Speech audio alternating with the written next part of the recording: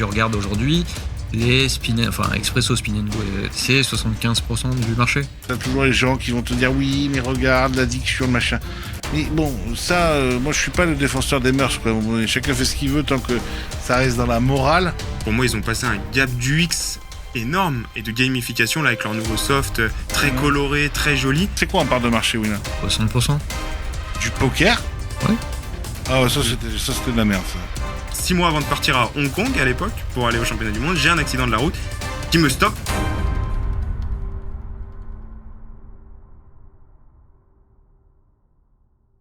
Oh là, qui vois-je ? Un bel âtre. Un bel âtre là pour animer, évidemment, le sponsor de cette émission, les amis. Vous le savez, toute la saison est sponsorisée par la famille PMU Poker. Nouveau logiciel, nouvelles offres, nouveaux tournois, nouvelles envies, mais surtout, le Spring Poker Festival qui a démarré depuis le 30 mars et ce jusqu'au 14 avril. Plus de 250 tournois sur PMU Poker, 16 journées de compétition, des droits d'entrée compris entre 1 et 250 €, une trilogie de main event qui iront à 5, 30 et 125 € de buy-in pour des dotations garanties respectives de 25, 50 et 150 000 €. Les traditionnels Twitter spéciaux avec la possibilité pour 3 € de tenter de remporter un ticket à 125 €. La mission free roll du 11 avril. Le tournoi des champions et bien évidemment la Super Crown pour celui qui aura gagné le plus de tournois et qui se verra attribuer un très beau package d'une valeur de 12 000 € à destination de Las Vegas. Toutes les infos en description. Allez, fais un clap, Vincent. J'ai niqué un moustique à la limite. Ça claque au niveau de la fesse, toi. Bonjour à tous, bonjour à toutes les amis, c'est Loïc, ravi de vous retrouver dans Nos Bluffs, une émission de grande qualité, des invités de grande qualité, pas vraiment une interview, pas vraiment un trash talk, pas vraiment un débat, plutôt un échange. On discute de la vie, du monde, de l'entreprise, des choses qui marchent, des choses qui marchent pas, de nos expériences passées et de nos projets à venir avec de très beaux invités. À ma droite ou à votre gauche, je sais plus trop, 10 ans. Plus de 10 ans maintenant qu'il est dans le circuit. Voilà, il a connu Everest, il a connu PMU Poker, il est l'un des pères du FPO, qui est un circuit aujourd'hui adoré par les joueurs. Il a été chez Barrière, malheureusement, vous dira-t-il sûrement dans cette émission. Il est passé par Texa Poker, légende de l'industrie, monsieur Vincent Reynard. Salut mon Vincent. Salut. Bonjour à tous. C'était une belle présentation, ça ou pas ? Ouais, je suis passé par tout ça. Par tout ça. Et par tant d'épreuves. Et par tant d'autres. Et par tant d'autres. Avec nous, les amis, aussi un petit nouveau que vous avez vu dans une précédente émission. Il est en train d'essayer de révolutionner un petit peu la manière de chercher un coach. Voilà, dans tout ce merdier, on va être clair. Il essaye d'apporter la lumière. C'est aussi un jeune entrepreneur. C'est quelqu'un qui a faim et qui va nous partager son expérience. Monsieur Corentin Douillard. Salut mon Corentin. Salut Loïc, enchanté, bonjour à tous. Bon, t'as monté Portal Poc, on précise, on rappelle, où Tout les à gens fait. peuvent aller voir les coachs qui sont proposés et puis les noter. Donc, on essaye un petit peu comme ça de clarifier la situation du coaching. Les retours de la vidéo, elle a bien marché. Les retours ont été bons, enthousiastes. Hein. Tout à fait. Bah, déjà, on a fait plus d'une cinquantaine de coachs. Ouais. Tous Ce qui est énorme en un mois et demi. Ce qui est énorme, avec quasiment 300 utilisateurs, donc 250 joueurs, plus de 200 messages envoyés sur la plateforme déjà. Pour une plateforme novatrice, ce qui est assez fou, hein, pour quelque chose qui n'existait pas aujourd'hui, en tout cas quelque chose que je ne connaissais pas. Donc je suis plutôt content du départ, et puis j'espère que les coachs vont continuer à s'inscrire, que les élèves aussi, et que ça va permettre à l'économie, ou en tout cas à la verticale du poker, d'aller de mieux en mieux. En tout cas, je l'espère. Bon, on va parler business, les amis, aujourd'hui. On va parler un peu de l'industrie. Si, fais pas semblant. Fais pas semblant. Ça va comment le business poker, Vincent, en ce moment, en règle générale? J'ai l'impression que là, les années 2010, au début, c'est la teuf. Ensuite, 2013, 2019, c'est pas foufou, voire c'est une belle descente en ligne droite. Covid, explosion. Teuf, 2021, 2022, 2023. Ouais, ça reste un peu la teuf. T'as eu effectivement l'ouverture du marché en 2010 pour ceux qui y étaient. C'était n'importe quoi. À un moment, faut voir ce que c'était réellement. Il y a des contrats de sponsoring à 1 million pour le marché français. Et pas toujours dans des bons sponsorisés en plus. Ouais, pas toujours de façon très opportune. Et puis tu as resserrement de ceinture, on va dire, allez, 2014-2015 Ouais. jusqu'à 2020, pandémie, c'est génial, tout le monde est à la maison, tout le monde peut jouer au poker.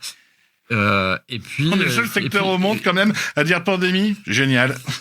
Et puis le marché se tient bien, puisque si tu prends les chiffres de l'ANJ, t'es quand même le marché porteur, en tout cas celui qui croît le mieux, même par rapport au paris sportif.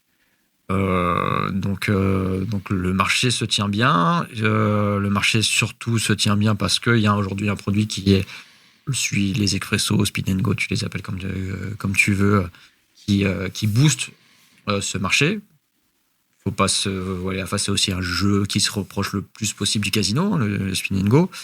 Tu m'avais dit d'ailleurs, parenthèse, que tu penses, je crois que c'est avec toi que j'avais échangé, comme quoi s'il n'y avait pas eu cette création-là, le marché du poker serait peut-être vraiment en moins bonne santé. C'est une évidence. C'est une évidence. Et tu regardes aujourd'hui, les Expresso Spin and Go, c'est 75% du marché. C'est 75% du marché. Le PBJ des rooms. C'est monstrueux. Sans ça, aujourd'hui, t'as le poker de tournoi, le cash game, mais ce qui draine en tout cas tous les nouveaux joueurs, c'est ce format-là. Et si t'as aujourd'hui un BetClick, pour pas le citer, qui petit à petit est devenu le deuxième opérateur du marché, c'est uniquement grâce à ce format-là.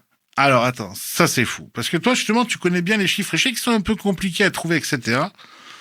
Aujourd'hui, c'est quoi le classement des rooms en fait? Ok, Winamax c'est premier. Wina de loin devant. C'est quoi en part de marché, Wina? 60%. Du poker? Ouais. Ah, ils sont aussi énormes que ça? Oui, bien sûr. Ok, ensuite? BetClick. D'accord, qui représente... Selon les estimations, c'est entre 15 et 20%. Ah, donc déjà, à eux deux, ils ont réglé 80% du marché. Vrai. Il reste... ouais, ok, et ensuite... Ensuite, t'as Parion Sport et Unibet qui sont quasiment les troisième acteurs du marché. Ils sont en train de passer devant PokerStar. Alors attends, ce qui est complètement fou, parce que je pense que quand les gens entendent ça, c'est pour ça que c'était intéressant de vous avoir aujourd'hui sur tous ces sujets-là. Bon, moi je le sais parce qu'on est amis, donc on s'appelle souvent, mais dans l'imaginaire collectif, j'ai dit ça à un journaliste poker très bien informé. Il ne m'a pas cru, tu sais, sur BetClick. Il est parti vérifier, il m'a dit, mais non, jamais ils sont numéro 2 du marché. Je lui ai dit, écoute, moi, j'ai quelqu'un de très bien renseigné qui me dit, je pense qu'ils sont numéro 2. Il a vérifié, il m'a dit, mais t'as raison, mais c'est fou. Dans l'imaginaire, on pense jamais que BetClick est numéro 2. On pense jamais que Winamax a autant. On sait que Winamax est devant, ça c'est sûr, mais on pense peut-être pas qu'ils ont autant. On pense pas qu'ils font 75% du marché à deux. Et surtout, là, ce qui est encore plus choquant, c'est quand tu me dis que, par exemple, la FDJ est devant PokerStar ou devant PMU, alors que la FDJ, là, ça y est, ils ont commencé à monter leur circuit, mais ils sont tout jeunes, tout nouveaux, tout mignons, tu vois ce que je veux te dire?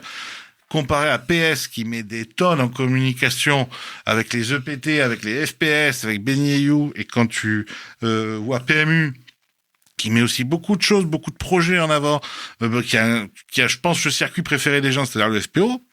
Mm-hmm. C'est fou, là, la corrélation entre l'image et le... Faut que tu prennes en compte, après, une question du public que tu touches. BetClick, quel est le public touché par BetClick? La plus grande partie du public de BetClick, c'est les parieurs sportifs de chez BetClick. Et BetClick est comme Wina, leader sur le marché du pari sportif. Ce qui a fait la force de BetClick, c'est de réussir à mettre dans l'application de pari sportif directement le poker. Directement les spins. Oui, tu peux jouer au spin. Tu peux jouer en spin, tu viens de placer un bet ou tu viens de perdre un bet, tu veux te refaire, tu lances un spin. Le volume de clients qu'a réussi à transférer BetClick du pari sportif vers le poker est gigantesque. Et on en a parlé assez souvent. Jusqu'à aujourd'hui, tu n'as jamais vu BetClick mettre en avant le poker. Non. Non, mais je leur ai même, entre guillemets, reproché ça. Ouais. C'est-à-dire que ils ont, entre guillemets, rien fait pour le poker aujourd'hui, quoi. En tout cas, même si, d'après les échos que j'ai, ça y est, ils veulent un peu se réveiller, déjà, ils ont sorti leur propre plateforme, maintenant, ils veulent s'émanciper un peu de tout ça, mais... Ils ont lancé leur propre plateforme, ce qui montre qu'ils ont un intérêt pour le poker, des moyens, l'envie aussi de posséder sa propre technologie, de faire par eux-mêmes, de pouvoir itérer le plus rapidement possible, de voir qu'il y a des améliorations à faire et d'être dépendants que d'eux-mêmes, ce qui est un luxe et ce qui est aujourd'hui la force principale, par exemple, de Winamax. Winamax a réussi à arriver sur le marché avec un logiciel, on en fait ce qu'on veut, on l'emmène là où on veut. Et si, oui, on n'a pas besoin d'attendre que notre opérateur fasse le changement, prenne 3 semaines, un mois et qu'il veuille bien le faire, parce que t'as plein, enfin pour l'expérience que j'ai pu avoir, que ça soit chez Everest ou ou au PMU, tu vas discuter avec ton partenaire B2B, donc le fournisseur de la plateforme, par exemple Bwin Party pour le cas du PMU. Ils vont te regarder, ils vont te dire c'est pour le marché français, il ne nous intéresse pas beaucoup. On juge pas forcément ça très opportun, alors que c'est quelque chose qui est important sur le marché, pour le marché français. On va pas le faire. Moi, j'ai souvent été témoin de PMU qui s'arrachaient les cheveux à vouloir que Party Poker veuille bien se bouger le cul, quoi. Pour donner un exemple un peu concret, Winamax a lancé les expressions en 2013, si je dis pas de bêtises. PS a copié 3-4 mois après. Il a fallu une bonne année, même un peu plus, pour que Party Poker copie. Et encore à l'origine, ils ne voulaient pas copier Winamax, parce qu'ils étaient sur le principe que les Français peuvent pas avoir de bonne idée dans le gambling. Donc on propose quelque chose d'autre, on propose un format à 4 joueurs avec bounty, à savoir est-ce qu'il faut donner le bounty avant le début de la partie ou après, que c'est un mystery bounty. Nous leur expliquer non, faites simple, 3 joueurs ça se lance beaucoup plus rapide que 4 joueurs. Et le principe de la roulette, c'était tout le positif des expressos. La gamification. Toute la gamification. Et comme tu dis, au le final, côté gambling casino d'ailleurs. Voilà, et au final, on leur a dit, bah non, faites pas ça, ou on va le lancer sur Party Poker. Allez-y. Ça n'a pas marché. Et t'as perdu, allez, 1 an et demi. Corentin, toi qui vois ce milieu depuis... toi, ta fenêtre, toi, tu vois, d'abord de joueurs passionnés, et maintenant qui essayent un peu de rentrer dans l'entreprise, t'en penses quoi, toi, du milieu du poker comme entrepreneur? C'est plutôt facile, c'est plutôt porte fermée, faut être obligé de s'entourer, comment tu vois ça, toi? Je pense que le point important déjà, c'est s'entourer.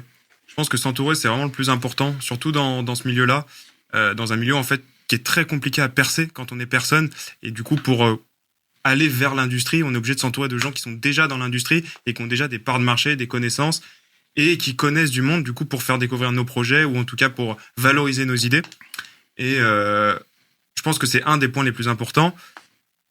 Et ça reste quand même, à mes yeux, un milieu très compliqué à percer si on veut le faire tout seul. Je pense que tout seul, on fait pas grand-chose pour percer le milieu du poker. Honnêtement, je pense que si on n'avait pas fait cette vidéo, en tout cas, et que j'avais voulu lancer Portal Poker, je pense qu'il aurait fallu 2 ans pour que j'ai ce pool de coachs et de joueurs qui... Oui, que tu as eu en 1 mois, quoi. Voilà, c'est ça, que j'ai eu là en 1 mois. Donc du coup, je pense que vraiment l'entourage, c'est ce que j'ai appris là depuis que j'essaie de rentrer dans l'industrie, c'est bien s'entourer. Bon, là, tu nous as fait vite fait les parts de marché, un petit peu nous expliquer un peu tout ça. Et là, en 2024, on en est où? 2024, on est dans un moment... Parce que là, ils vont voir 2025, les vidéos en 2025. On sait pas trop où en seront les clubs, etc. Mais grosso modo, 2024, j'ai l'impression que c'est le moment où tout doucement, on repart en arrière, au moins sur le online. Non, je te dirais pas que tu repars en arrière. T'es justement dans une période qui est ultra intéressante. Parce que t'as d'un côté, Wina qui est là, très gros. Et t'as, à côté de Wina, t'as un autre duo qui fait une espèce de triumvirat du poker online ou même du business du jeu digital online qui est là, hein, qui est pas en train de se créer, qui est là. C'est-à-dire, t'as Winamax, BetClick et une entité qui arrive qui s'appelle FDJ Unibet. T'as 3 opérateurs très gros opérateurs. FDJ a racheté Unibet. FDJ a racheté Unibet. Aujourd'hui, il y a des discussions sur comment ils vont garder une marque, 2 marques. c'est des discussions internes, mais c'est des marques qui sont ultra puissantes aujourd'hui, qui ont énormément de moyens, qui investissent. Winamax énormément, que ce soit en pub, en sponsoring. Ouais, Enfin, les trois mettent beaucoup d'argent. Et ils vont réinsuffler encore du business, enfin de la nouveauté dans ce business-là. Winamax va devoir continuer à innover parce que BetClick arrive avec un nouveau produit, avec aussi l'ambition d'aller chasser un peu Winamax. Hein. C'est quand tu lances un logiciel par toi tout seul, c'est pas pour la galerie, hein. C'est parce que tu as des ambitions et que tu veux pas rester à 15 ou 20% de part de marché. Le côté le point particulier, c'est que tu n'auras pas de nouvel entrant pour le moment. Ça restera comme c'est. Ce qui va être intéressant de regarder aussi, c'est ce que va faire PMU une fois qu'ils sont avec Playtech. Donc Playtech, qui est une solution, le soft sur lequel BetClick était. BetClick est parti, ou Parions Sport est. Qui pour toi, d'un regard extérieur, c'est un meilleur logiciel que par exemple sur lequel PMU est encore en ce moment. Bien sûr. Ok. Il y a un vrai gap, quoi. Ouais, il y a un vrai gap, il y a une vraie évolution de la part de Playtech sur les 3-4 dernières années, bien aidé par BetClick d'ailleurs. Mais ça veut dire comment ils sont à l'écoute, Playtech. Oui, qu'ils étaient à l'écoute ou que BetClick avait bien investi pour fournir à Playtech un peu d'aide au niveau techno. Mais du coup, tu vas avoir Playtech avec Parions Sport et PMU. Dans un an, il faudra si la FDJ décide de migrer sur Unibet ou autre. Hein. Donc tu auras encore des mouvements qui vont être intéressants à voir. On parle beaucoup de la volonté de PokerStars de revenir en avant. Ouais. Ça fait partie des rumeurs, mais ça bouge pas trop pour l'instant. Ce que je trouve intéressant quand même avec PokerStars, c'est que ils ont choisi une méthode de pub qui est assez intéressante. Moi qui regarde beaucoup de gaming sur Internet, principalement Twitch pour pas les citer, ils sponsorisent des joueurs de jeux vidéo plus que des joueurs professionnels de poker. Ça, c'est vrai. Et j'ai pas l'impression que quelqu'un qui va regarder des jeux comme League of Legends ou tout autre jeu que les créateurs vont faire, vont potentiellement être convertis en joueurs de poker.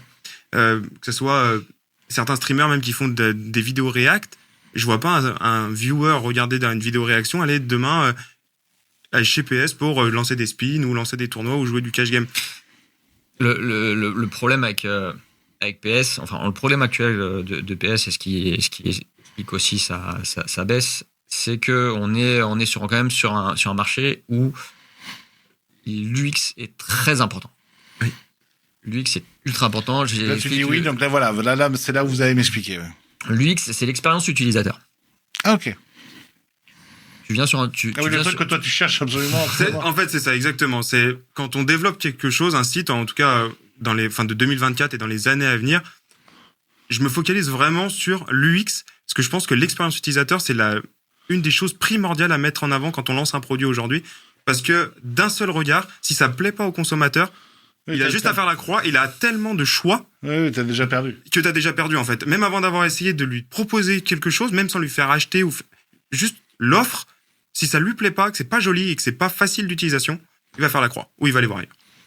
Ou alors il a vraiment un avantage à rester dessus et entre guillemets à se faire chier à être sur une plateforme qui est pas top, parce que alors tu vois au PMU, l'une des choses qui faisait qu'on arrivait à garder les joueurs le plus possible sur PMU et à atteindre quand même des parts de marché intéressantes. Est-ce que vous êtes monté jusqu'à quoi, 12, 13 ? Ouais, c'est ça, on était troisième opérateur mais avec un soft qui était nul, nombre de week-ends où le lundi on se tapait à faire des régulations parce qu'il y avait eu le crash de tel tournoi, les mains de cash game où ça avait crashé. Là, les joueurs ils restaient parce que le field n'était pas bon, donc ils avaient ça pour eux, ils préfèrent le fait d'être handicapé par le soft était moins préjudiciable que l'avantage d'être dans une room avec des joueurs plus faibles. C'est ça. C'était même devenu un argument de marque, en fait. C'est-à-dire qu'aujourd'hui, on disait aux gens, allez jouer là parce que c'est plus facile plutôt que sur une autre room. Quoi. Sauf que pour le joueur récréationnel, récréationnel, le joueur qui arrive dans ce milieu-là où on a envie de jouer pour un soir, pour s'amuser, tout ça, tu le mets sur PMU ou tu le mets sur Wina. Il va peut-être revenir une semaine après sur Wina parce qu'il a passé sa première expérience a été bonne. Qu'il ait perdu ou qu'il ait gagné. Mais sa première expérience a été bonne. Si son expérience a été j'ai cliqué ça et il y a eu un lag et la turn n'est arrivée que 3 secondes après, je vais peut-être revenir une fois. Et d'ailleurs, la deuxième fois, je reviendrai pas. Le soft de Wina, là, quand ils ont switché vraiment, pour moi, ils ont passé un gap d'UX énorme et de gamification là, avec leur nouveau soft très coloré, très joli. Pour moi, qui était très chiant au début, là, avec les tables bloquées. Avec le playground. Ça, c'était de la merde, ça. Après, ils l'ont changé. Mais je crois que il me semble que ça n'existe pas. Le playground existe encore. Après, ils ont laissé en fait la possibilité aux gens de décider s'ils voulaient l'utiliser ou pas. Ouais, c'est ça, l'option. Mais je trouve que le soft, il est vraiment joli. En tout cas, pour un nouveau joueur qui arrive, qui essaye un nouveau jeu. La gamification est folle. Moi, j'ai ouvert un compte il y a 3 ans qui a sauté au bout d'un an juste parce que j'avais promis à des potes de faire le King 5 avec eux. Mais c'est pas, je joue très peu online et il y a quasiment pas de PLO en plus. En tournoi, j'entends, pas en cash. Mais c'est vrai que c'est très très bien gamifié, ouais. Oui. C'est très très bien gamifié. Puis c'est très facile. Pour un dernier exemple en date, les series.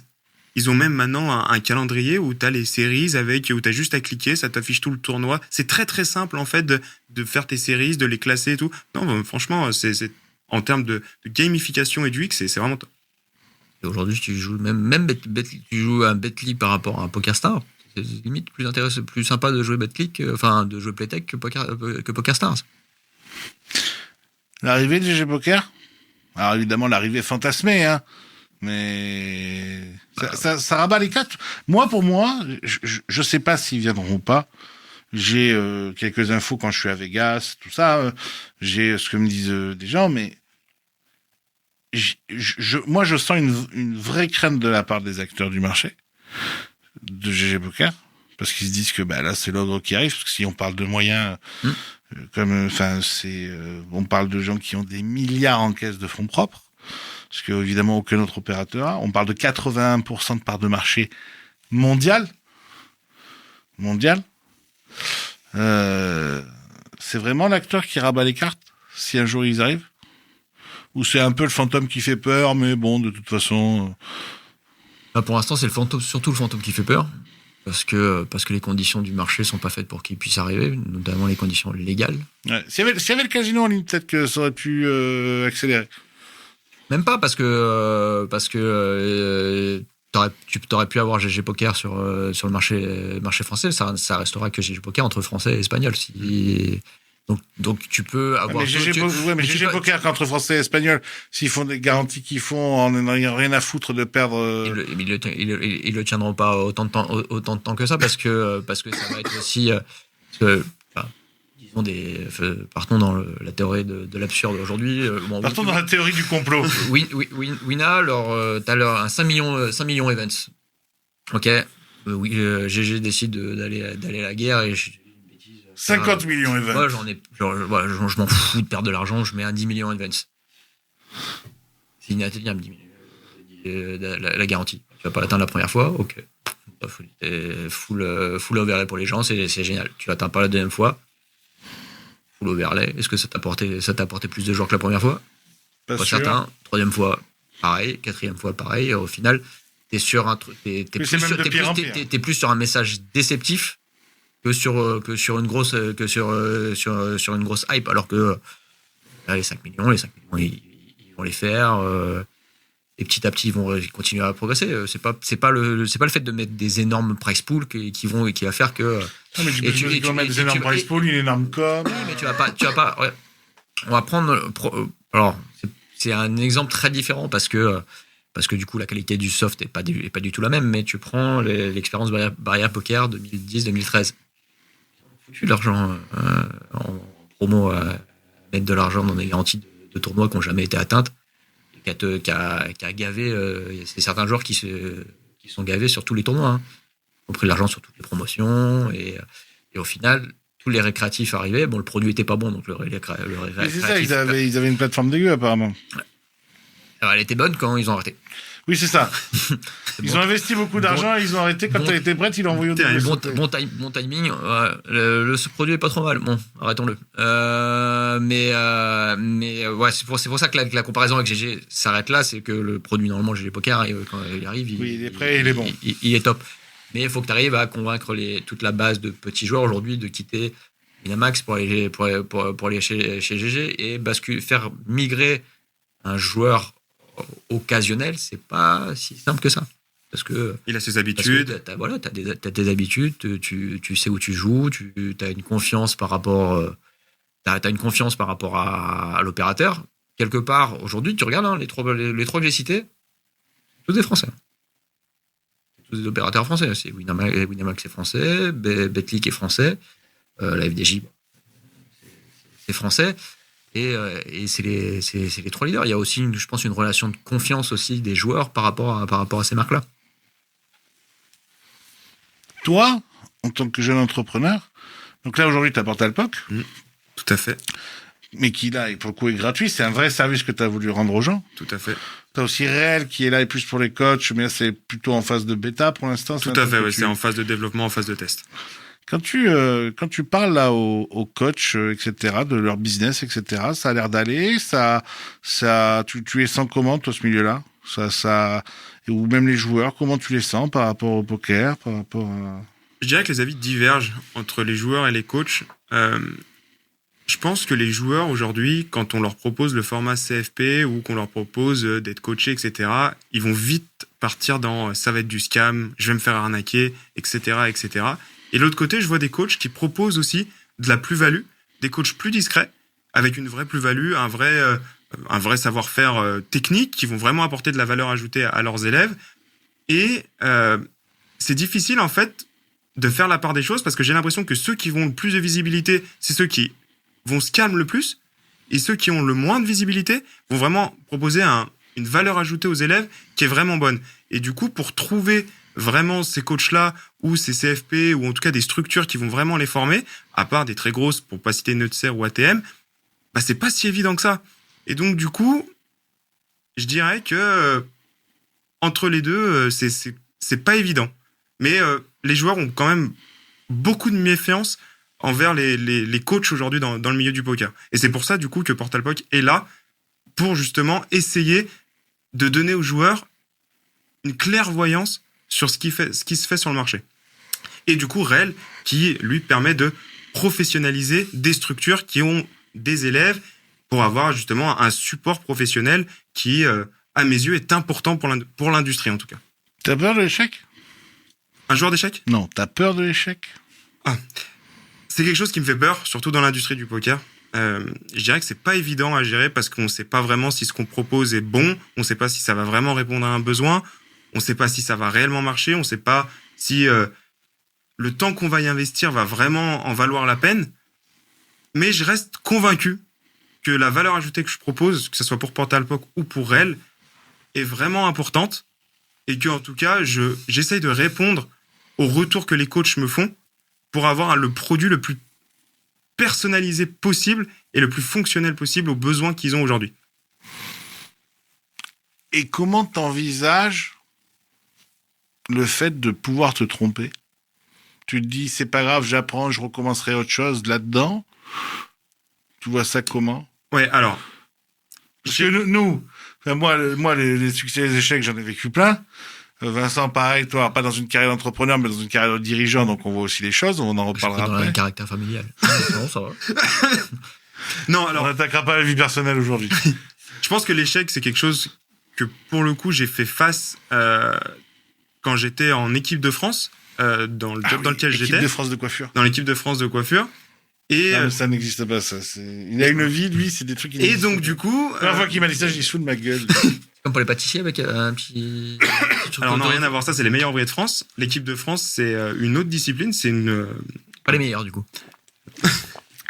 C'est les moins bons. C'est les meilleurs moins bons. Ok. Si vous êtes en deuxième division. Quoi. Non, en fait, si tu préfères, on fait pas du tout la même chose. Les meilleurs ouvriers de France vont faire quelque chose de beaucoup plus traditionnel et l'équipe de France va faire quelque chose de beaucoup plus technique et beaucoup plus artistique dans la coiffure. Et on va être sur des choses qui vont être axées sur la rapidité, très précis, alors que tu vas être sur un meilleur ouvrier de France, une coupe classique en coiffure, de la coloration, etc. Ouais, c'est les créas, quoi. Voilà. C'est les créas. T'es pas impacté, ça. Non, mais a priori, c'est pas eux qui ont travaillé sur moi au début, apparemment. Et donc, du coup, l'échec, je l'ai connu puisque j'ai eu un grave accident de la route et tout s'est stoppé pour moi du jour au lendemain puisque j'ai travaillé pour atteindre l'équipe de France, pour me former, pour aller au championnat du monde. Et 6 mois avant de partir à Hong Kong, à l'époque, pour aller au championnat du monde, j'ai un accident de la route qui me stoppe complètement. Donc, dans une aventure... Ça, c'est moche. Dans une aventure qui, pour moi, était toute ma vie, parce que j'ai toujours travaillé pour arriver à rentrer en équipe de France, puis après pour aller chercher des titres internationaux et du coup m'ouvrir des portes. Internationaux. J'aime bien se regarder dedans. J'y ai pensé en même temps. Pas sûr. Petite faute. Pas sûr, ça va. Du coup, je reprends où ? Tu reprends où tu veux. On était sur international. C'est une émission libre. Du coup, sur des titres internationaux, pardon. Et du coup, je me suis retrouvé dans un lit d'hôpital à avoir tout qui s'est arrêté. Enfin, ma vie est de 300 à l'heure à plus rien, quoi. Et donc, du coup, j'ai dû remonter la pente en réapprenant quelque chose. Donc, pour le poker, pour ma part, en découvrant le jeu, puis en voulant devenir joueur pro. Puis après, des échecs dans le poker, puisque j'ai fini par me faire scam. Donc me faire arnaquer au niveau des gains que j'avais eus. Ah oui, attends, ça c'est fou. C'est-à-dire qu'à un moment, tu as une vie de joueur pro. Oui, alors pas très longue, hein. Ça a duré une petite année. Et puis en fait, le rythme ne me convenait pas, ça n'allait pas du tout avec ce que je recherchais. L'histoire du scam, c'est quoi ? C'était un CFP ? C'était un CFP, ouais, tout à fait. C'était un CFP où on nous faisait jouer sur des rooms et du coup, on devait les coachs devaient nous reverser une partie de nos gains et c'est des gains que je n'ai jamais vus. Donc... Mais tu peux dire le CFP si tu veux, moi je m'en fous. Hein. Non, en fait, ça n'aurait pas trop d'intérêt de dénoncer quelqu'un parce qu'aujourd'hui, il est mort. Mort, non, je dirais pas ça. Mais en tout cas, il n'en fait plus, il n'en propose plus. Si c'était le cas, je l'aurais dénoncé parce que... Bon, vas-y, balance le nom quand même, je le biperai. Non. Ah, non. Je le biperai. Alors, c'était... En fait, ah merde. En fait, c'était lui. Mais c'est fou. C'était lui, en fait, l'intermédiaire. Si tu préfères. Mais non. Et donc... Il est toujours dans des sales histoires, lui. Et donc, du coup, à partir de là, je me suis dit, je vais monter un site, en fait, pour professionnaliser le poker, quoi, parce que j'en ai besoin et parce que c'est quelque chose que j'aimerais avoir. Oui, c'est rigolo, c'est d'un échec, t'en as fait une force pour avoir, c'est ça. Pour avoir ce projet-là. Sauf qu'il faut savoir que je faisais de la coiffure et pas du développement web et que je n'avais aucune connaissance de développement web. Donc, il a fallu que je me forme. Donc, il a fallu que j'investisse. Non, des fonds propres. Donc, pour reprendre une école, reprendre des cours, qui m'ont coûté 15 000 €. Ouais. Et donc, du coup, de ces fonds propres, j'ai dû réapprendre à développer parce que j'avais envie de savoir faire quelque chose et des idées que j'avais dans ma tête. Parce que j'avais demandé à faire développer Portalpoc ou REL. REL, on m'avait demandé entre 80 et 120 000 € à l'époque pour le développer. Waouh. Mais alors ça, par contre, je te coupe, mais ça, c'est ce qui sera pas mal. C'est que tu es en train aussi de présenter au monde du poker et plus généralement du gambling ce que tu sais faire. En tout cas, c'est l'objectif de montrer aussi ce qu'on peut faire et ce qu'on peut apporter en développant des choses qui sont utiles à l'industrie. Et bon, hein, ma petite recrue. Bon, c'était bien, Barrière ? J'ai pas joué le BPT. Alors, faut qu'on explique un peu. On est amis intimes depuis longtemps. T'as été recruté chez Barrière, on est d'accord. C'était un peu pour le poker, le projet betting. Il y avait les deux. Le projet de base était pour le projet de permettre au groupe Barrière de retrouver le monde du online, avec d'abord un projet en Suisse, d'accord. Le casino en ligne en Suisse, avec l'envie d'utiliser la Suisse comme un centre de formation pour la France, pour le jour où ça arriverait sur la France. Les Suisses aiment bien travailler avec des Suisses, donc on nous a gentiment demandé de rester en France et de travailler sur d'autres sujets tels que en termes de timing. J'ai été bon aussi parce que je crois que je suis arrivé le 1er mars 2020 et puis le confinement a eu lieu le 10 ou le 11 mars 2020. Donc fermeture complète. Mais comment tu travailles là ? Ah non, au début tu travailles pas, c'est juste fermé. Tu fermes tout, sauf que il y a eu une décision qui a été prise assez rapidement, qui était de dire bon, on va anticiper un peu le retour sur le marché français. On va essayer de créer une base client sur le marché français pour préparer toujours le casino online. Qui est l'Arlésienne, quoi. L'Arlésienne, en lançant un site de paris sportif, mais avec une bonne masterclass de ce qu'il fallait de ce qu'il fallait pas faire. T'as le droit d'expliquer un peu ou pas? Ça va se résumer en quelques points très très rapides. T'es sur un marché qui est ultra concurrentiel, le pari sportif, avec t'as une quinzaine d'opérateurs, toujours les plus gros, Wina, Betclic, FDJ, Unibet, avec TheBet, PMU un peu derrière. Donc t'es sur une offre très grosse. Donc tu dois avoir un produit qui est top. Sinon, le joueur, comme on l'a dit, tu viens même sur du pari sportif, tu arrives sur un site ou sur une application. Si ta première expérience est pas bonne, et indépendamment du résultat, que t'as pas pris de plaisir à jouer, que tu t'es fait chier à aller chercher ton match, à aller appuyer sur le bon bouton, mais quand tu as appuyé sur le bon bouton, ça n'a pas vraiment à cliquer sur le bon truc parce que tu as de la latence ou parce que le produit juste ne fonctionne pas, tu ne peux pas y arriver. Alors, couplé au fait qu'on avait pris le parti côté barrière de pas forcément investir énormément en termes de marketing, et de se dire qu'on va convertir des joueurs de casino en joueurs de paris sportifs. Le produit est pas bon. T'as même pas les meilleurs codes du marché. T'as pas les meilleurs codes du marché parce que tu ne peux pas les avoir, parce que pour avoir les meilleurs codes du marché, c'est être agressif, donc pouvoir encaisser la variance entre les joueurs gagnants et les joueurs perdants. Ce que tu peux faire avec une grosse communauté de joueurs, parce que ça va se réguler. Avec 1000 joueurs, 1000 actifs, 2000 actifs, c'est impossible. C'est pas possible. Et tu as une règle au niveau de la NJ qui fait que tu dois avoir un taux de retour aux joueurs de 85%. C'est-à-dire... Ah oui, tu me dis que c'est une règle aberrante. C'est une règle aberrante, oui et non. C'est une règle en fait qui est faite pour quelque part protéger les joueurs. C'est-à-dire ça permet de faire un garde-fou pour pas qu'il y ait une surenchère à la promotion de la part des opérateurs. Ok. C'est notamment dans les règles pour lutter contre l'addiction, contre le jeu addictif, et donc cette règle existe, et c'est une règle qui limite aussi énormément les opérateurs dans ce qu'ils vont pouvoir faire, surtout les petits opérateurs. Ils vont pouvoir s'aligner sur les cotes aujourd'hui qui sont proposés par Wina, par Betclic, parce que eux ont la possibilité de prendre la variance du résultat sportif. Et donc, quand tu arrives sur un nouveau marché, faut que tu mettes beaucoup de pognon pour te faire connaître. Pour exister. Ton produit soit bon. Et même tout barrière que tu t'appelles, tu vas aller voir tes joueurs dans tes casinos. Tes joueurs, soit déjà ils ont un compte de paris sportif chez Wina, et puis ils sont pas bêtes, hein, ils vont ouvrir leur application. Oui, parce que c'est pas parce qu'ils ont envie de jouer dans ton casino qu'ils ont envie de jouer sur ton appli sportive. Alors tu pourrais c'est un motif de confiance auprès de ces joueurs. Tu vas dire je vais faire confiance au groupe barrière parce que je leur fais confiance au niveau casino physique. Mais je vais ouvrir l'application. Si elle est pas bonne, j'ai juste de la déception par rapport au produit. Et puis moi je vais dire la victoire du PSG chez Wina elle est à 1,6, vous la proposez à 1,4. Pas bête, hein. Chez Wina. Je vais rester là où je suis. Je peux peut-être prendre le bonus de bienvenue, puis je vais repartir. Donc tu le vois, ça juste, tu le vois direct que ça va planter. Tu donnes des signaux d'alerte. Tu dis là, les gars, si on démarre comme ça, ou on va dans le mur.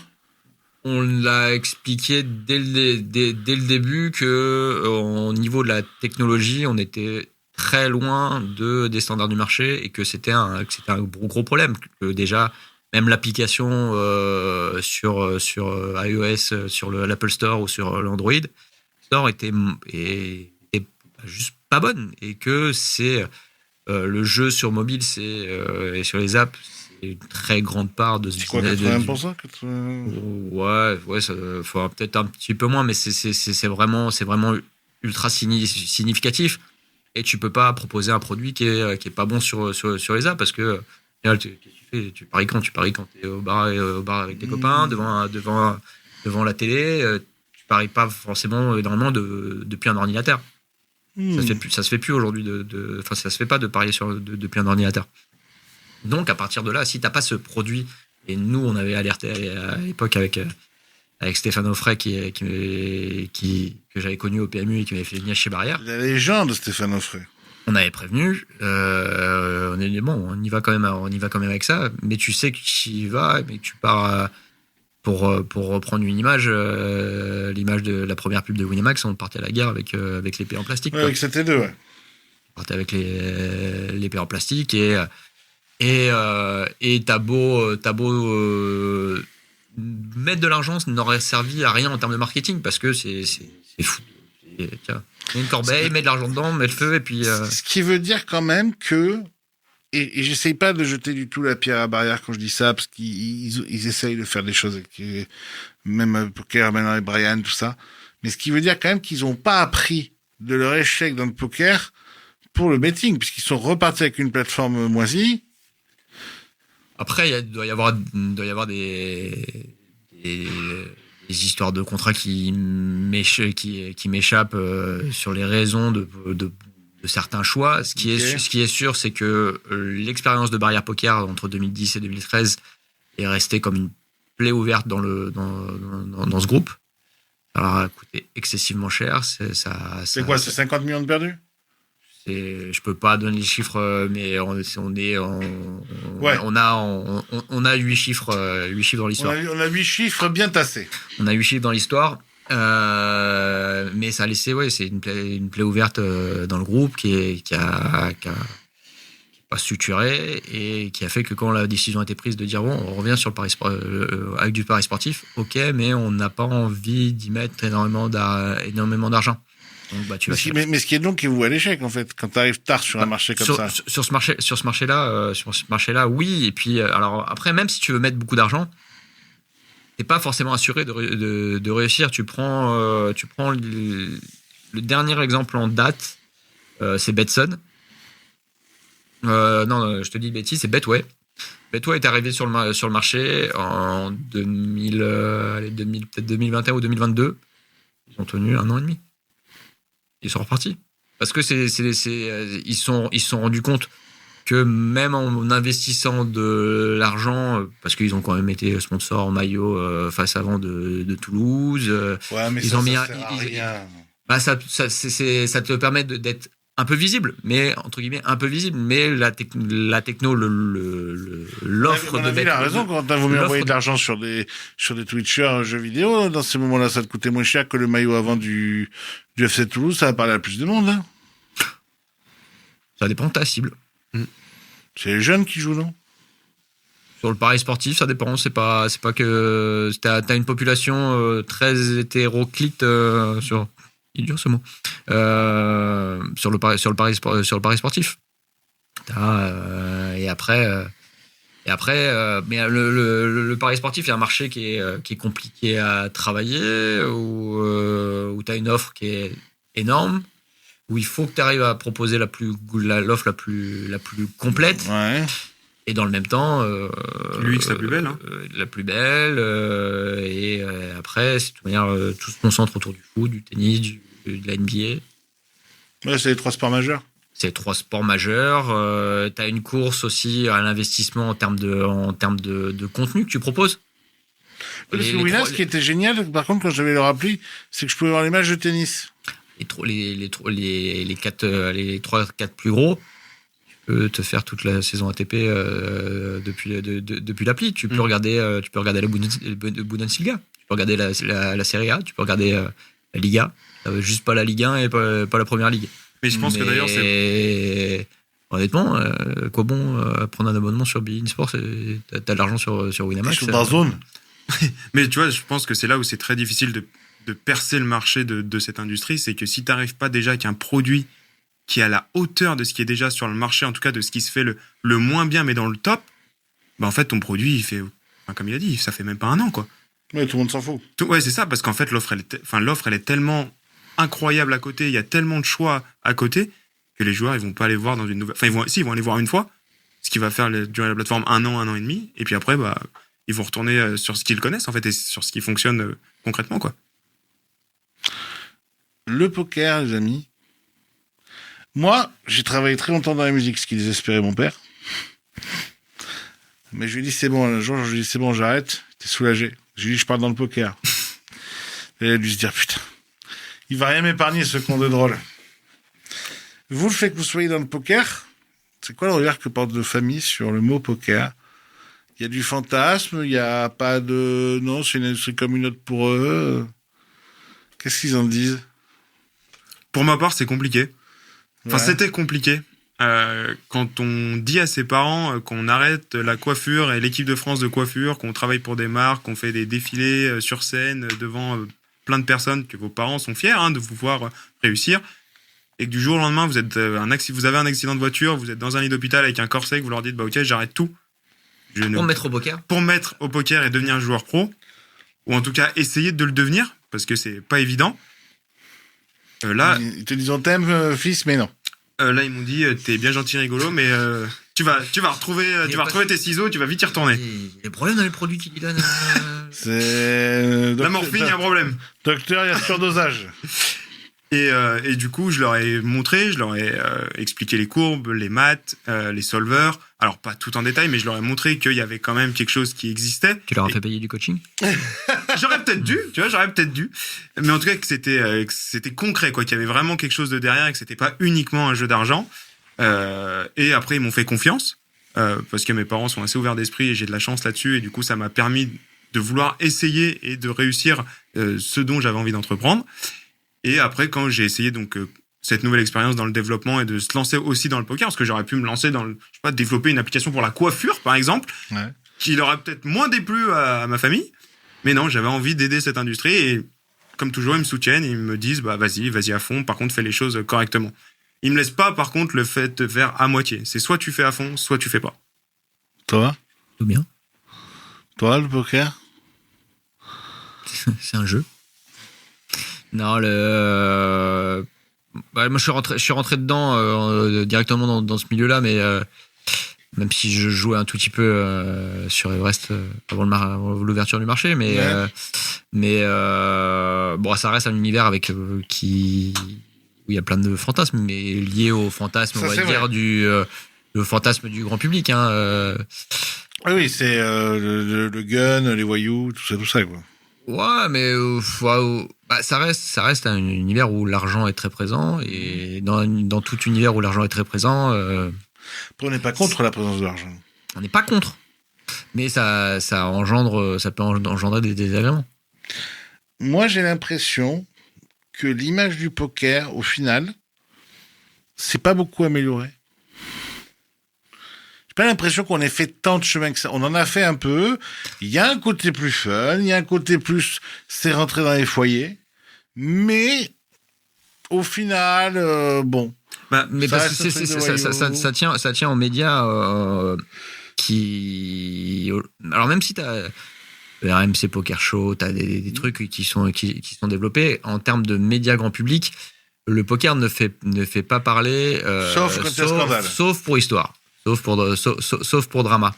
Là, C'est pour ça que j'ai fait les francophones, justement. L'une des choses qu'on a essayé de monter avec Apo, et que Apo va continuer avec Texas Poker, c'est de réussir à sportifier le poker, ou en tout cas d'essayer de présenter plus le poker comme une discipline sportive mentale à la même échelle que l'échec. que les échecs, comment ça s'appelle, le bridge, qui a une fédération française, pour donner un peu plus de noblesse. Et moi, j'étais allé voir, par exemple, l'équipe. On va dire voilà, on peut travailler sur des formats pour l'équipe, l'équipe magazine, ou pour sur le site de l'équipe, pour présenter justement comment fonctionne aujourd'hui un joueur de poker professionnel qui est entouré d'un coach mental, d'un coach physique, d'un coach technique, et qui va se rapprocher aujourd'hui beaucoup quand même d'un sportif de haut niveau. D'un sportif de haut niveau. Aujourd'hui, dans le monde du poker actuel, un Stungar, ça existe plus. Ouais. Oui, tu peux pas être 100% focus que par le talent. Moi, je pense quand même qu'il y a un truc qui va faire du bien à l'industrie du poker et qui est intimement corrélé, c'est l'e-sport. Moi qui le suis très près, Tu penses à ça comment? Tu veux dire des mecs d'e-sport qui vont dans le poker? Non, je pense que l'e-sport, il y a les années en arrière, les joueurs pros de jeux vidéo on a considéré que c'était pas un travail, etc. Et je trouve que ça se démocratise de plus en plus. Et j'ai l'impression que les mentalités, si elles changent avec l'e-sport, elles peuvent potentiellement changer dans le poker parce que ça arrive sur Twitch, ça arrive sur Kick et cette nouvelle génération, ce nouvel élan va faire en sorte que, je pense, le poker peut avoir un peu plus de valeur aux yeux des gens. De respectabilité. C'est un peu soufflé. Enfin, l'e-sport, pour moi, ça s'essouffle plus.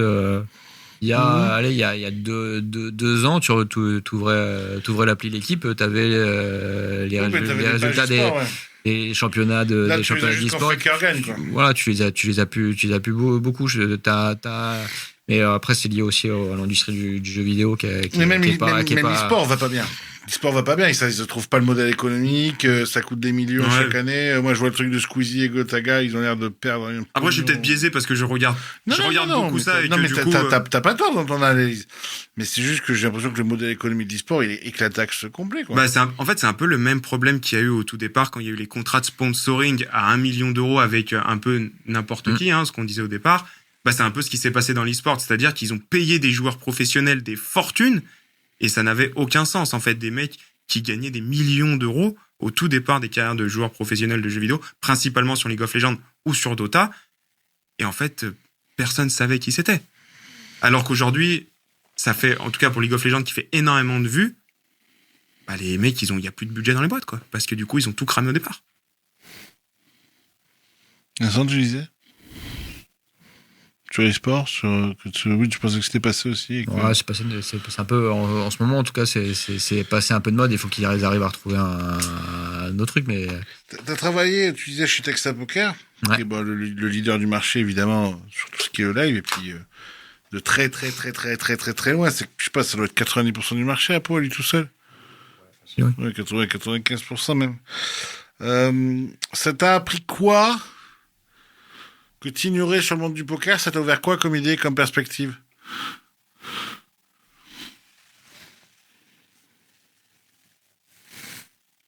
Je pense qu'il y a de la place pour sortir, pour rendre le poker plus grand public. Mais pour ça, il va falloir réussir à convaincre des marques plus grand public de vouloir bien s'associer au poker pour légitimer la pratique et que ça soit rendre ce secteur entre guillemets normal. Oui, alors après, les marques normales rendront le poker normal. Voilà.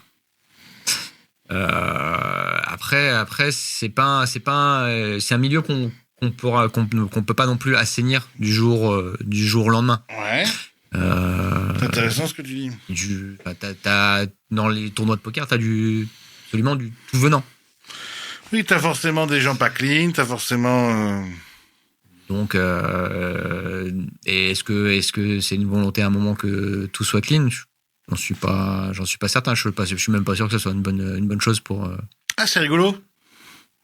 Je suis pas sûr que rendre le monde du poker complètement clean ferait du bien autant que ça au poker. Tu vas perdre quand même pas mal de joueurs. Alors oui, mais il n'y a pas que ça. Il y a un côté, je pense que les gens aiment bien dans le poker, qui est le petit côté frisson aventure. Petit côté, on va dans un truc qui on sait, tu sais, un peu interdit, tu vois, comme on dirait en club échangiste presque, quoi. Ah, mais belle métaphore, hein. Oui, dans les deux cas, si t'as deux dames, des fois tu te fais en... Je sais pas si je vais regarder ça. Mais il est tard, j'ai peu dormi. Non, mais je veux dire, je suis pas sûr que ce petit côté, un petit peu évidemment, ce petit côté épicé fasse pas du bien au poker. Non, faut garder en tête quelles sont les différentes parties de ta liquidité quand tu fais, que ce soit du poker online ou du poker physique, que ta liquidité. C'est pas les mêmes gens déjà. C'est pas les mêmes gens. J'avais à un moment chez un opérateur de casino qui réfléchissait à tout dématérialiser et plus que passer par des cartes, une carte pour pouvoir jouer sur les machines, buy-in, n'importe quoi. Ça, c'est une connerie. Parce que tu prends pas en compte que. Alors oui, tu veux tout assainir. Mais, tu finiras de tuer le marché. Déjà qu'il n'y a plus beaucoup d'espèces, ils finiront de tuer le marché là. Il faut pas oublier qu'une partie de ta clientèle n'utilise que de l'espèce parce qu'il y a bien une raison. Parce que c'est des entrepreneurs, parce que c'est des gens qui entreprennent des métiers innovants et des produits manufacturés consommables. Tout à fait. De plus ou moins bonne qualité. Non, mais bon, après, voilà, il y a. C'est un écosystème qui est en évolution, en constante évolution. Et c'est. Là, l'une des tâches pour Texas Poker, ça va être comment on continue d'à la fois de fidéliser les joueurs et d'aller en chercher de nouveaux. Mais il y a un vivier si grand que ça encore de nouveaux joueurs à aller chercher pour vous? Enfin, là, tu n'y es plus chez Texas Poker. Mais tous les gens qui ont 18 ans. Ouais, mais sur ce paquet, je sais pas moi, de 100, 200, 300 000 personnes qui a 18 ans, t'en as combien qui potentiellement jouent? Je sais pas, mais j'ai quand même l'impression que quand on regarde tous les événements internationaux, ou en tout cas même en France, il y a toujours. Enfin, moi je trouve que les pools sont toujours de plus en plus gros, quoi. Et en plus des buy-in, enfin, sur des buy-in extrêmement élevés. Ah, c'est même hallucinant. C'est-à-dire que c'est fou que les gens jouent autant avec si peu enfin, avec la crise qu'on vit, mais le paradoxe, c'est qui a toujours été confirmé, c'est que plus un pays est en crise, plus il joue. Tout à fait. Tu vas peut-être avoir aussi un mot à dire, parce que ça peut être intéressant, mais les casinos en ligne, là, ça, c'est l'Arlésienne suprême. Moi, je pense que ça, ce sera le game changer, parce que là, je pense qu'il va y avoir une tonne d'argent de déverser. De la part des opérateurs, tu veux dire? De la part des opérateurs, de la part de gens qui jouent pas du tout au poker et qui vont d'une manière ou d'une autre aller jouer en casino en ligne, et puis si les mecs sont malins, ils vont réussir à les mettre dans les paris sportifs et dans le poker. Moi, j'y vois que du positif. Alors, t'as toujours les gens qui vont te dire oui, mais regarde l'addiction, le machin. Mais bon, ça, moi, je suis pas le défenseur des mœurs, quoi. Chacun fait ce qu'il veut tant que ça reste dans la morale. Mais j'ai l'impression que c'est l'Arlésienne suprême qui va changer tout le business. Tout dépend en fait de comment ça va se faire. Parce que tu as plusieurs scénarios sur le mal. Il y a des chances. On est en France, donc ils vont sûrement trop l'imposer et casser le jouet. Hein. Ouais, c'est plus même dans les méthodes de comment on va ouvrir le marché. Est-ce que ça va être un marché pour les casinotiers physiques comme c'est le cas en Suisse? Est-ce que c'est un marché belge? C'est différent. Ah non, belge, c'était adossé. Tu dois adosser belge, il faut que tu sois partenaire avec. Tu peux, par exemple, GG Poker, il n'y a pas de casino en Belgique. Oui, mais ils utilisent une licence d'un casino. C'est ça. Alors qu'en Suisse, il faut être propriétaire d'un casino. Donc, tu as un modèle qui est aujourd'hui défendu par les casinotiers physiques, qui est défendu par toutes les mairies où il y a des casinos. Mais qui est un modèle qui n'irait pas ni à BetClick ni à la FDJ. Donc faut déjà qu'ils arrivent à trouver quelque chose un terrain d'entente qui satisfasse tout le monde, qui permette pas forcément à des gros opérateurs mondiaux de venir tout de suite et de limiter leur impact. De limiter leur impact, même si des casinos en ligne en France, il y en a sur lesquels c'est rien de plus simple que de jouer aujourd'hui. Et est-ce que ça aura un impact sur les paris sportifs, sur le poker? Ça va en avoir un, mais est-ce que ça va pas aussi à long terme en ramener des joueurs? Moi, je pense et que après, oui. la question sanitaire, elle se pose oui et non. Parce que j'ai toujours l'impression que l'addiction, c'est un faux problème. Le truc, c'est qu'aujourd'hui, tu pars du principe que on peut jouer au poker, on peut jouer au casino en ligne, tout comme on pouvait jouer au poker avant juin 2010. On pouvait c'est bien pour ça que l'addiction n'est pas un problème, parce que là, tu peux protéger les joueurs, tu peux être sûr qu'ils vont retrouver leur gain, tu peux être sûr. Combien on connaît de scandales de casino en ligne, là, sur les dernières années, où les mecs, ils prennent 300 000, ah, en fait, on peut te payer que 40. Et puis, de toute façon, on va te faire foutre, on est un site russe, si on veut pas te payer, on ne te paiera pas, quoi.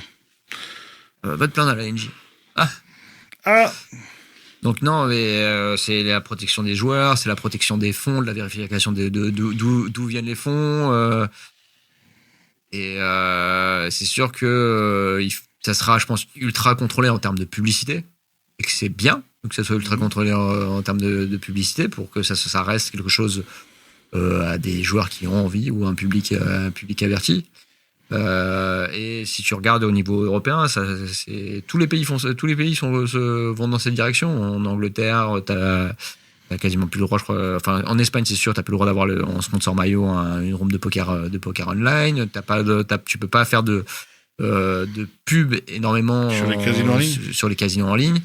En Angleterre, c'est pareil. Et puis, mais moi, je prends la liberté avant tout. Moi, je comprends pas comment on veut interdire tout ça.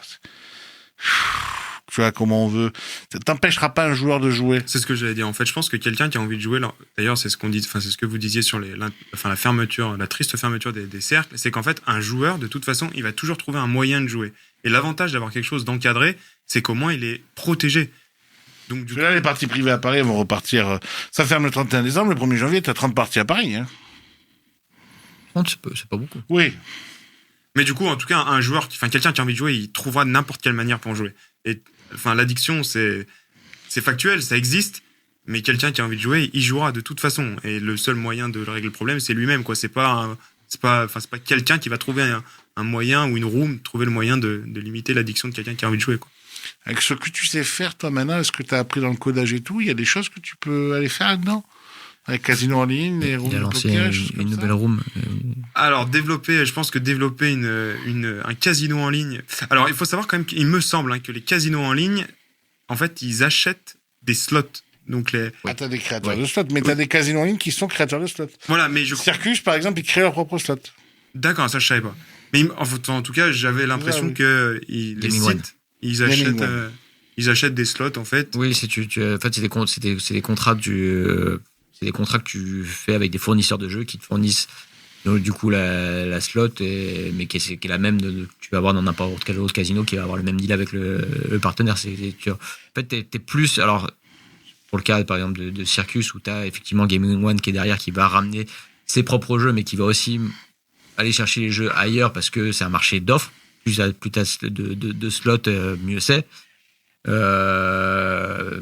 quand t'es un site de casino, t'es surtout un site en fait d'agrégateur de jeux.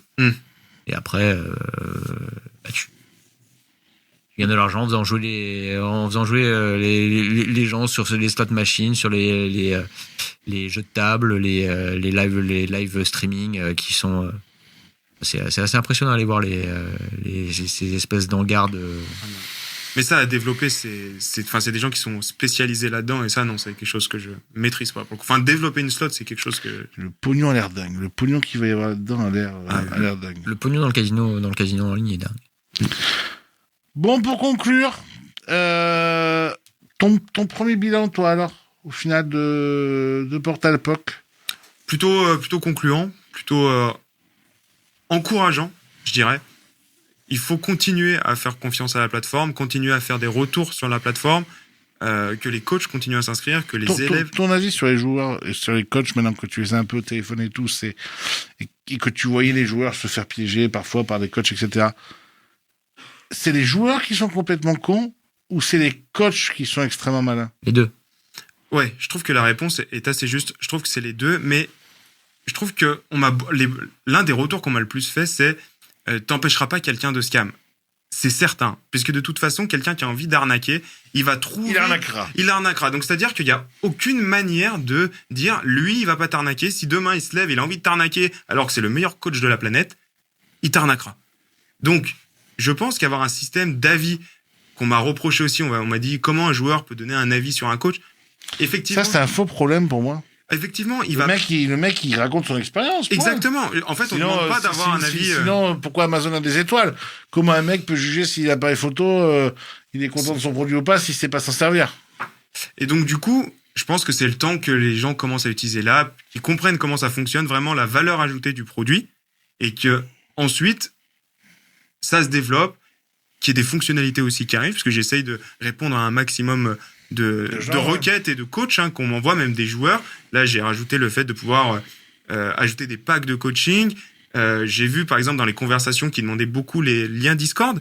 Donc, du coup, ce que j'ai fait, c'est que dans l'onglet Contacter, ils ont directement le hashtag Discord. Ils n'ont pas besoin de le demander, de rentrer en conversation, pour avoir vraiment une relation la plus fluide possible. Le but, c'est vraiment une relation simple pour une prise de contact. C'est pas parce que tu prends contact avec un coach sur la plateforme que tu vas payer du coaching. Oui, tu rentres en contact. C'est ça, une prise d'information, ça ne coûte rien. Et c'est vraiment l'objectif, c'est de la mise en relation. Bon, et toi, pour la première fois depuis des années, t'es libre? Oui. Alors, bon, on va pas citer tout le monde, mais t'as des gens qui te tournent autour quand même un peu. T'as envie de quoi pour continuer ton aventure? C'est quoi que tu cherches? Continue à s'amuser. D'accord. Envie de vivre l'ouverture d'une nouvelle room? Ou l'ouverture d'un nouveau... Ou t'es plus en mode, non, moi, toute aventure peut me plaire? Non, faut que ce soit des aventures où il y a quelque chose à aller chercher, quelque chose à construire et où on s'amuse plus que on colmate les choses qui sont mal faites. T'as beaucoup colmaté, toi, ces 5 dernières années, non? Même en 14 ans, je suis assez fort en placo. Je crois qu'on va finir là-dessus. Je suis assez fort en placo, c'est magnifique. Belle métaphore, vraiment. Mon Corentin, Portalpoc. Tout à fait. .fr .com. .com. Qu'est-ce que ça pète. Et réel pour les coachs qui veulent venir t'en parler? Tout à fait, exactement. Ils peuvent aller voir un peu ou pas? Ils peuvent aller voir, c'est tout en bas de la page de Portalpoc. Et puis après, n'hésitez pas à me contacter directement sur la plateforme, me faire des retours. Parce que plus vous essayez, mieux c'est pour moi pour avoir des retours. J'essaye d'améliorer le produit tous les jours avec tous les retours que j'ai pour en faire le produit le plus efficace possible et le plus opérationnel pour les coachs et les joueurs. Faut aller laisser des commentaires sur Trustpilot aussi. Monsieur Reinhardt, on se voit bientôt avec votre nouveau titre. C'est pas encore lequel, c'est tout. Champion du monde. Ça, c'était l'été dernier, on s'est loupé. On a fait des items, mais on s'est loupé. C'est vrai. Merci à tous de nous avoir suivis dans cette émission. On se retrouve très très vite dans le carré pour un nouvel épisode de No Bluff. Ciao, ciao, ciao!